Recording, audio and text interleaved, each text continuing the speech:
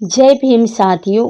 साल 1935 में डॉक्टर अंबेडकर ने सार्वजनिक रूप से ये घोषणा की थी कि मैं जन्म से हिंदू था, क्योंकि मेरा इस पर कोई नियंत्रण नहीं था, लेकिन मैं हिंदू नहीं मरूंगा।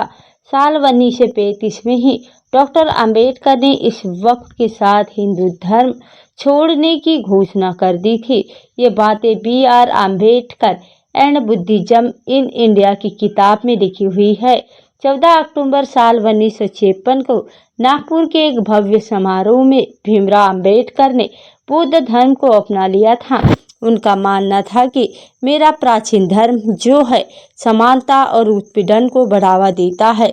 महाराष्ट्र के चंद्रपुर में डॉक्टर अंबेडकर ने सामूहिक धर्म परिवर्तन का एक कार्यक्रम भी किया और अपने अनुयायियों के साथ 22 शपथ दिलाई, जिनका सार ये था कि बौद्ध धर्म अपनाने के बाद किसी हिंदू देवी देवता और उनकी पूजा में विश्वास नहीं किया जाएगा, हिंदू धर्म के कर्मकांड नहीं होंगे और ब्राह्मणों से किसी किस्म की कोई पूजा अर्चना नहीं करवाई जाएगी। इसके अलावा समानता और नैतिकता को अपनाने संबंधी कस्में भी थी। ऐसे कुछ विचार थे भीमराव अंबेडकर के। धर्म के प्रति भीमराव अंबेडकर के विचारों से काफ़ी हिंदू लोग भी नाराज हुए थे और डॉक्टर अंबेडकर के धर्म परिवर्तन के बाद भी समय समय पर दलितों ने बड़ी संख्या में बौद्ध धर्म स्वीकार किया।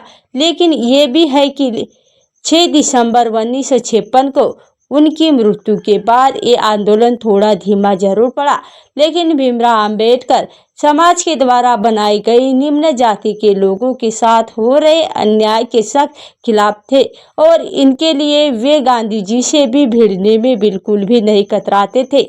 और उस समय में गांधी जी से भिड़ना मतलब कांग्रेस से भिड़ना, शायद इसलिए वे अपने जीवन में एक भी चुनाव नहीं लड़े थे और जीते थे। इस विषय पर वे गांधी जी और आम सभाओं के खुलकर बोलते थे। इस बात को हम इस तरह से समझ सकते हैं कि एक बार बाबा साहेब ने आप मंच पर से भागवत गीता की किताब को आलोचना कर दी थी। बाद में जब BBC न्यूज़ ने उनसे पूछा कि आप हिंदू होकर हिंदुओं की आलोचना, उन्होंने कहा कि इसमें निम्न जाति के लिए बेहद भावपूर्ण बातें थी। तब इस तरह से देखा जाए तो वो हिंदू धर्म के बिल्कुल खिलाफ हो गए थे और इसके पीछे वो जाति के आधार पर भेदभाव को मानते थे।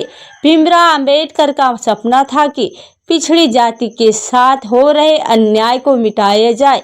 और तो आइए दोस्तों, आज हम जानेंगे डॉक्टर बाबा साहेब भीमराव अंबेडकर की कुछ ऐसी बातें जो आप शायद नहीं जानते होंगे। बाबा साहेब का मानना था कि कानून और व्यवस्था राजनीति रूपी शरीर की दवा है और जब यह राजनीति रूपी शरीर बीमार पड़े तो दवा देना जरूरी होता है। यानी वे कानून व्यवस्था को सभी समस्याओं का हल मानते थे, लेकिन तब जब यह पूरी तरह सभी पर समान रूप से लागू हो तो दोस्तों, अपने द्वार के सबसे ज़्यादा शिक्षित और विद्वान होने के बावजूद उन्होंने गांधी जी के साथ मिलकर कभी स्वतंत्रता आंदोलन में भाग नहीं लिया। इसका ये मतलब कतई नहीं था कि वह आज़ादी नहीं चाहते थे, बल्कि उनका कहना था कि हमारे देश में अंग्रेजों की गुलाम के खिलाफ एक आवाज में लाखों लोग इकट्ठा हो जाते हैं, लेकिन जब अपने ही दलित भाइयों के इंसाफ के लिए बात आती है तो यही लोग मुंह मोड़ लेते हैं। तो दोस्तों, गांधी जी और बाबा साहेब आम्बेडकर दोनों की उम्र में एक पीढ़ी का अंतर था। गांधी जी का जन्म 2 अक्टूबर 1869 को हुआ था और डॉक्टर बाबा साहेब आम्बेडकर का जन्म 14 अप्रैल 1891 के मध्य प्रदेश के महू गांव में हुआ था। डॉक्टर बाबा साहेब आम्बेडकर और गांधी जी से 22 वर्ष छोटे थे। भीमराव अंबेडकर को करीब 9 भाषाओं का ज्ञान था। इसके अलावा उन्होंने 21 सालों तक कई सारे धर्मों का ज्ञान भी लिया था और डॉक्टर भीमराव अंबेडकर ने अपने पूरे जीवन में छुआछूत और जातिवाद खत्म के लिए कई सारे आंदोलन भी लड़े थे और उन्होंने अपना पूरा जीवन गरीबों, दलितों और समाज के पिछड़े वर्गों के लिए उत्थान के लिए लगा दिया था। डॉक्टर भीमराव अंबेडकर ने 9 मई 1916 को अमेरिका के कोलंबिया विश्वविद्यालय में मनोविज्ञान के सेमिनार में एक शोध पत्र पढ़ा कि किसी भी सार्वजनिक मंच पर डॉक्टर आम्बेडकर द्वारा दिया गया ये पहला भाषण था और इसके बीच भाषण की विषय वस्तु और डॉक्टर आम्बेडकर के तेवर से ये स्पष्ट था कि वे भारतीय राजनीति में सक्रिय हस्तक्षेप की घोषणा कर रहे हैं। डॉक्टर आम्बेडकर जी ने अपने भाषण में भारत की जाति व्यवस्था की कड़वी सच्चाई से विश्व के महानतम बुद्धिजीवियों को अवगत करवाया था। इसके बाद का इतिहास गांधी और डॉक्टर आम्बेडकर के विचारों के बीच संघर्ष का इतिहास है। डॉक्टर आम्बेडकर का जन्म 14 अप्रैल 1891 को ब्रिटिश भारत के मध्य भारत प्रांत यानी आज का जो मध्य प्रदेश है उसके महानगर सैन्य छावनी में हुआ था। वह हिंदू महाजाति से संबंध रखते थे तो तब अछूत कही जाती थी और इस कारण उन्हें सामाजिक और आर्थिक रूप से गहरा प्रभाव सहन करना पड़ता था। भीमराव अंबेडकर के पूर्वज लंबे समय से ब्रिटिश ईस्ट इंडिया कंपनी की सेना में कार्यरत थे और उनके पिता रामजी सकपाल भारतीय सेना में की महू छावनी में तैनात थे। भीमराव अंबेडकर की शुरुआत से ही पढ़ाई में तेज थे। हालांकि स्कूल में भी उन्हें कई बार नीची जाति के होने की वजह से कठिनाई में सामना करना पड़ा था। जब भी भीमराव अंबेडकर ने 4वीं कक्षा पास की तो उनके घर में एक अलग ही माहौल हो गया था और क्योंकि उनकी मोहल्ले और उनकी जाति में इतनी पढ़ाई एक सामान्य बात थी, इसलिए सफलता को सार्वजनिक समारोह के रूप में मनाया गया। बड़ौदा के महाराज सयाजीराव गायकवाड़ ने भीमराव अंबेडकर को मेधावी छात्र के नाते छात्रवृत्ति देकर साल 1913 में विदेश में उच्च शिक्षा के लिए भेज दिया। अमेरिका में कोलंबिया विश्वविद्यालय में उन्होंने राजनीति विज्ञान, समाजशास्त्र, मनोविज्ञान, दर्शन और अर्थनीति का गहन अध्ययन किया था। बाबा साहेब ने किया वह भारतीय समाज का अभिशाप और जन्म सूत्र से प्राप्त है। स्पष्ट था कि यही गंदी मानसिकता नहीं थी, इसलिए उन्होंने अमेरिका में एक नई दुनिया के दर्शन किए। उनका मानना था कि छुआछूत गुलामी से भी बेहतर है। एक बार तो मैं इस कारण नौकरी छोड़नी पड़ गई थी कि वह नीची जाति के है। साथ ही साल 1998 में डॉक्टर भीमराव अंबेडकर ने जब मुंबई के श्रीराम कॉलेज में राजनीति अर्थशास्त्र के प्रोफेसर बने तो लेकिन यहाँ पर भी उनके साथ अन्य प्रोफेसर उनके साथ पानी पीने के बर्तन साझा करने पर भी विरोध किया करते थे। और एक बात ये भी थी कि डॉक्टर आम्बेडकर की गांधी जी से कुछ खास कभी जमी थी और इसके पीछे दोनों के वैचारिक मतभेद थे। साल 1955 में BBC को दिए एक इंटरव्यू में डॉक्टर आम्बेडकर से पूछे जाने पर गांधी जी के बारे में कहा था कि मुझे इस बात पर काफ़ी हैरानी होती है कि पश्चिम के देश यानी गांधी जी में इतनी दिलचस्पी क्यों रखे थे, और जहाँ तक भारत की बात है तो वह देश के इतिहास का एक हिस्सा भर है। देश नए युग का निर्माण करने वाले व्यक्ति नहीं है। गांधी जी की याद में इस देश के लोगों के जहन से जा चुकी है। डॉक्टर आम्बेडकर ने कहा, मैं गांधी एक विरोधी की तरह मिला हूँ और मुझे लगता है कि दूसरों की तुलना में मैं उनको अच्छे से जानता हूँ और समझता हूँ, क्योंकि उन्होंने मुझे अपने जहरीले दांत दिखाए हैं।